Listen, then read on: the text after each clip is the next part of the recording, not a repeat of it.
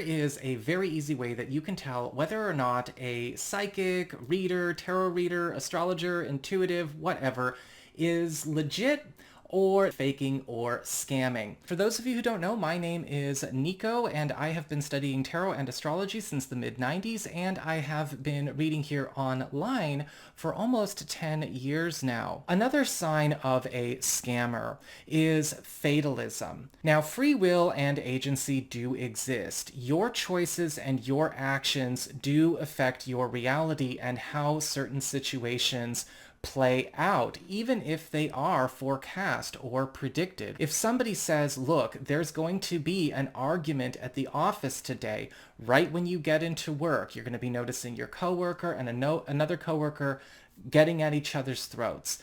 You have a lot of choices with what you want to do in that situation. You can get involved, you can not get involved, you can mediate, you can pick a side, but any one of those choices is going to change the outcome for you. When I'm teaching tarot and astrology, I always tell people, tarot is a traffic report and astrology is a weather report.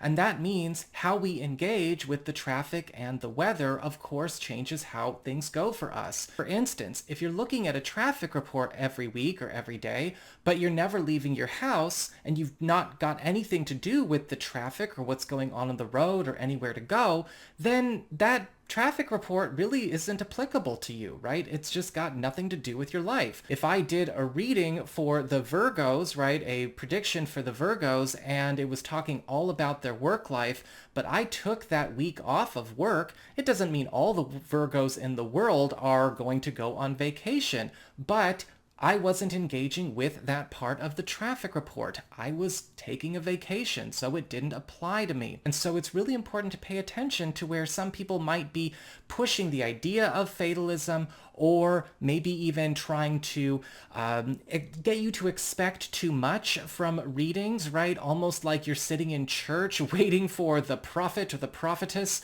to, bring you some kind of fated message or fated scenario. That is not how any of this works. Same thing with astrology. How we handle the weather in astrology changes our day. If it's raining outside, the person who brought an umbrella is going to be dry, and the person who didn't is going to be soaking wet.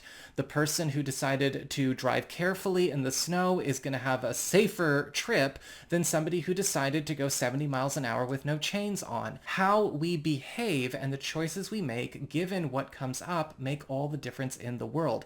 Nothing is fated to be so terrible that you can't do anything about it to change how it affects you and maybe even take good out of the bad, or at least, get yourself into a situation where you are not dealing with it or handling it in the same way a certain situation might affect another person. And it's really important to keep that in mind and not get manipulated by people who kind of count on you getting manipulated for views and for ad revenue.